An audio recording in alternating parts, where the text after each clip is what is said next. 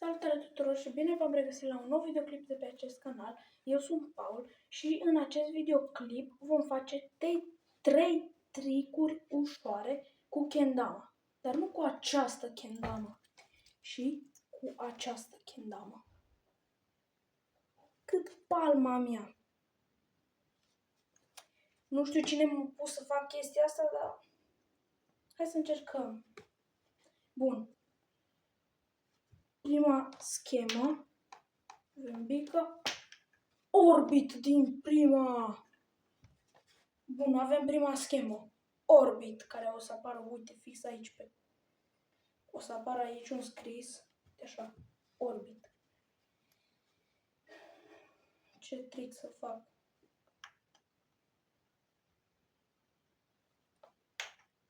Base cap. Base cap. O să dureze ceva. O să dureze.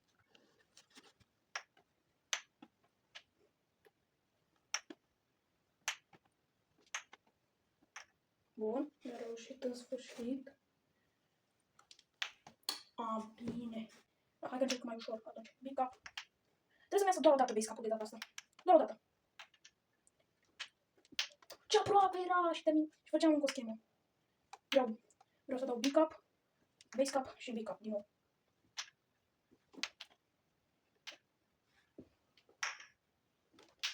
Bun. Big cap, base cap, big cap. Hai și acum un spike.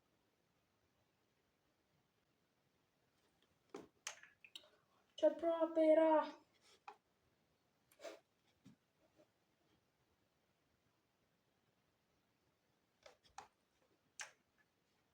Nu cred că mi-a reușit spike. Dacă a fost atât de ușor să facem 3 tricuri ușoare, mai facem încă 2. Și am un cap așa. Small cap, big cap și Mamă, ce aproape eram. Era să fac din prima. Vreau small cap, big cap, base cap.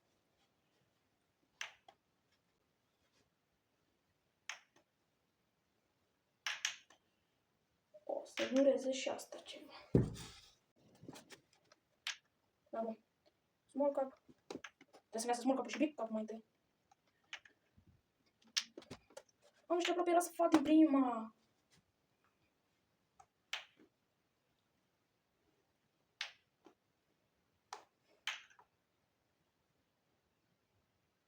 Hai că încercăm altceva. Acum vreau small cap, base cap, big cap. Sau hai să încercăm big cap, base cap. Vreau să-mi iese asta neapărat. Small cap,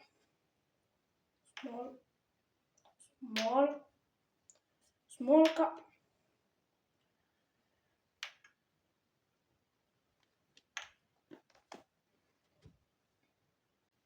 Nu vrea să iasă.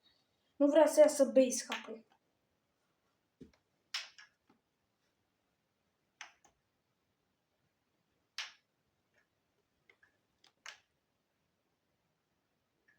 Dacă nu-mi iese big cap-ul, m-am spart.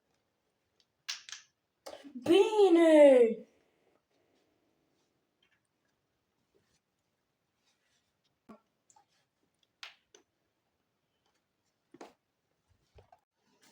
Bun. Ultima schemă. Ce schemă să fac?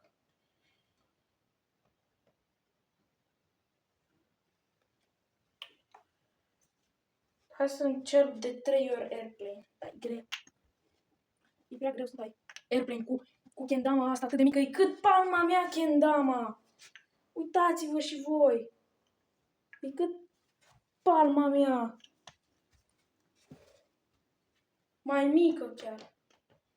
Ce schemă să fac?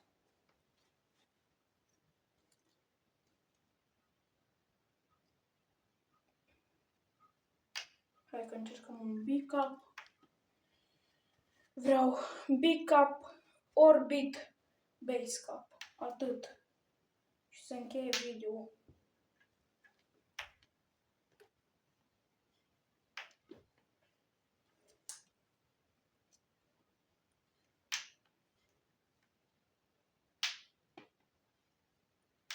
Mai știu să dau bicap. Față. Bun. Stai că mai întâi trebuie să-mi iasă orbitul ca să mă gândesc și la base cap. O să vedem și asta ceva.